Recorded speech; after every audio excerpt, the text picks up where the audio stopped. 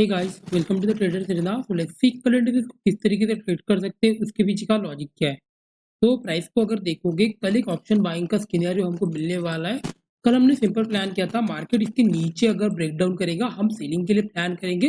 और मैंने आपको एक पॉइंट डिस्कस करके बताया था कि मार्केट ऊपर के साइड मल्टीपल टाइम रिटेस्ट हो रहा है, तो फिर कहीं ना कहीं यहाँ से कुछ क्वांटिटी ऐड ऑन करना और फिर उसके बाद एक प्राइस एक्शन बनेगा, तब फुल क्वांटिटी के लिए प्लान करेंगे। मैंने भी यहाँ से कुछ ट्रेड के लिए प्लान किया था और एक स्टॉप लॉस हिट हुआ यहाँ पे, कहीं तो मैंने निकाल दिया।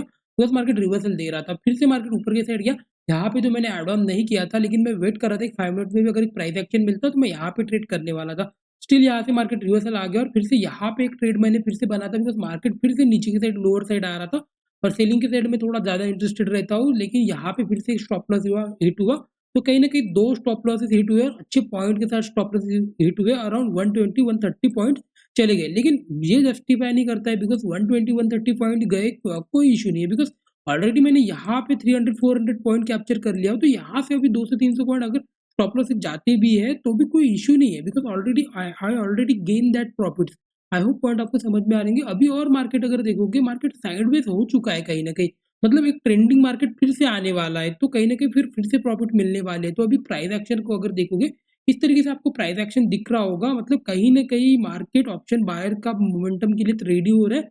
अगर मार्केट कल गैप अप खुलता है यही कहीं तो इसी एरिया में कहीं तो खुल रहा है, ये एरिया जब तक निकलता नहीं है आप एग्रेसिव बाइंग के लिए प्लान नहीं करोगे। कल मार्केट कहीं पे भी मोमेंटम दे सकता है, देर चांसेस की हो सकता है मोमेंटम दे। अगर नेगेटिव खुलता है यहाँ पे कहीं तो वेट फॉर अ छोटा सा प्राइस एक्शन, और इस तरीके से मोमेंटम देता है हम सेलिंग के लिए प्लान करेंगे।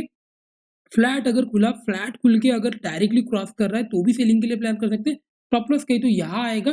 वेयर अगर मार्केट गैप अप वगैरह खुलता है यहाँ पे कहीं तो होल्ड करके अगर ब्रेकआउट दे रहा है तो भी बाइंग के लिए प्लान कर सकते हैं। आई होप पॉइंट आपको समझ में आ रहे हैं। अनटिल अनलेस मार्केट बहुत बड़ा गैप अप गैप डाउन ना खुले, थोड़ा सा अगर स्लाइटली गैप अप यहाँ पे भी कहीं तो खुल जाता है तो भी मार्केट यहाँ पे किसी तो बना रहा और गैप अप होके ऊपर से हट जाता है, मोमेंटम हमको मिल सकता है। आई होप पॉइंट हमको समझ में आ रहा है कि डेली पे अगर आप देखोगे मार्केट को, मार्केट एक रेंज बना चुका है।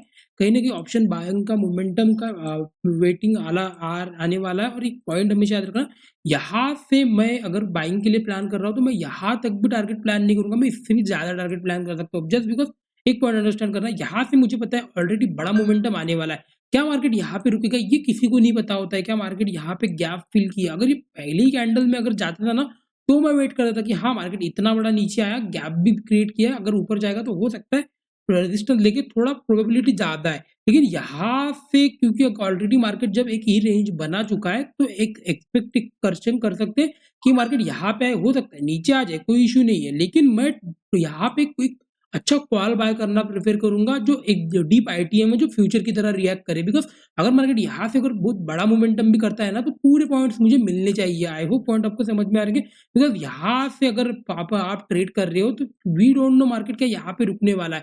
बिकॉज अगर एज अ ट्रेडर मुझे तो यहाँ तक प्रॉफिट मिल चुका था ऑलरेडी, लेकिन अगर मैं ऑप्शन सेलर हूँ, अगर मैं यहाँ का ही कॉल शॉर्ट करूंगा तो मुझे यहाँ पे इतना ये जो प्रॉफिट है 100-200 पॉइंट वो निकल जाएंगे, वो अकाउंट में नहीं आने वाले। इसलिए मैं प्रीफर करता हूँ जब भी मार्केट एक रेंज में बना है फिर मैं क्या करता हूँ, डीप आईटीएम ऑप्शन के लिए जाता हूँ, जो कि बहुत अच्छा ऑप्शन होता है। मतलब 700-800-1000 पॉइंट उसमें स्लीपेज आता है 2 से 3 रुपए का। लेकिन ठीक है, कोई इशू नहीं है, 2-3 पॉइंट का अगर स्लीपेज आ भी रहा है तो कोई इशू नहीं है, थोड़ा आगे पीछे हो जाता है, कोई इशू नहीं है उसके लिए। लेकिन यहाँ से अगर मोमेंटम करता है तो बड़ा मोमेंटम के लिए मैं प्लान करता हूँ, या तो फिर आप फ्यूचर को भी ले सकते हो अगर, लेकिन आपके रिस्क कैपेबिलिटी के हिसाब से ट्रेड प्लान करना है। वो पॉइंट आपको समझ में आ रहे होंगे।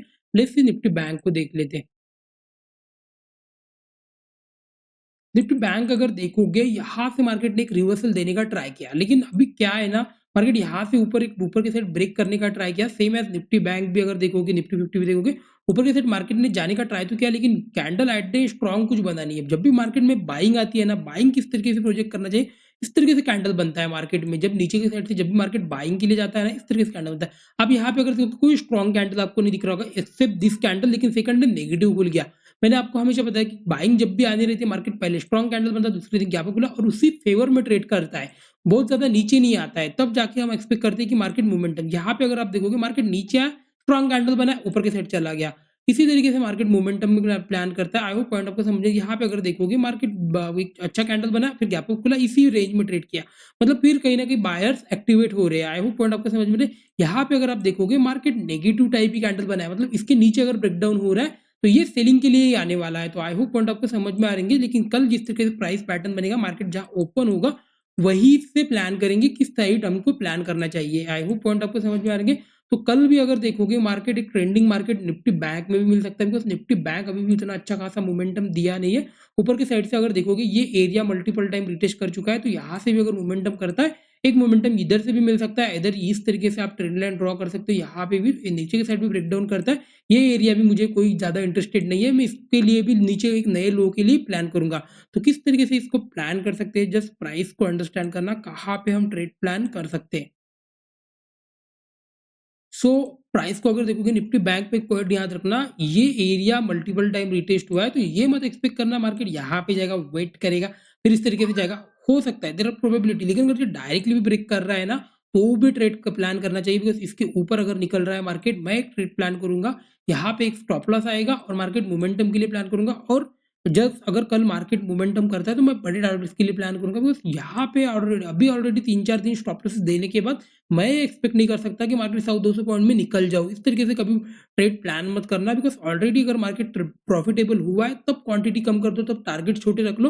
लेकिन जब मार्केट साइडवेज हो चुका है, उसके बाद में बड़े मोमेंटम्स के लिए प्लान करो। आई होप पॉइंट आपको समझ में आ रहे होंगे।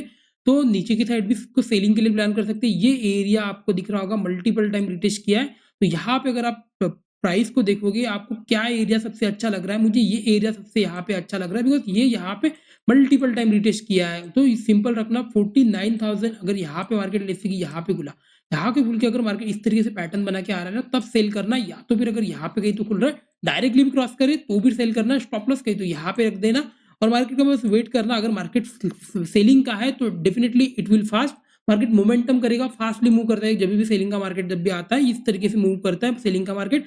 ये आपको मिला, मार्केट वेट किया, ब्रेक किया, मोमेंटम किया, इस तरीके से सेलिंग का मार्केट मूव करता है, फास्टली मूव करते रहता है, बहुत ज्यादा वेट नहीं करता है सेलिंग का मार्केट। आई होप पॉइंट आपको समझ में आ रहे हैं। तो मोमेंटम कहीं ना कहीं आपको मिलने वाला है, बिकॉज यहाँ से अगर यहाँ से ये बहुत ज्यादा कंजर्वेटिव हो चुका है और निफ्टी निफ्टी 50 भी अच्छा खासा दिख रहा है। पूरे वीक में इतना कुछ खास मोमेंटम हुआ नहीं है। अगर ये गैप डाउन अगर आप छोड़ दो, ये गैप डाउन अगर आप छोड़ दो, तो उसके बाद कोई मोमेंटम हुआ नहीं है मार्केट में। यहाँ पे भी अगर देखोगे साइडवेज ही है, यहाँ पे भी साइडवेज है, इंट्राडे में मोमेंटम नहीं हुए, मतलब एक बड़े मूव्स मार्केट में आने वाले हैं कहीं ना कहीं। ये पॉइंट आपको समझने को चाहिए, क्योंकि क्या है ना, हर किसी को तो यहाँ से ट्रेड मिलने वाला नहीं है। मतलब मार्केट कहीं ना कहीं साइडवेज हुआ है, तो एक प्रॉफिटेबल ट्रेड मिलने वाली है, कहीं ना कहीं ऊपर की साइड मिलने वाली है, क्या तो नीचे की साइड मिलने वाली है, लेकिन एक मोमेंटम मार्केट में आपको मिलेगा। आई होप पॉइंट आपको समझ में आ रहे होंगे। वीडियो अच्छा लगा तो like and subscribe friend, thank you so much.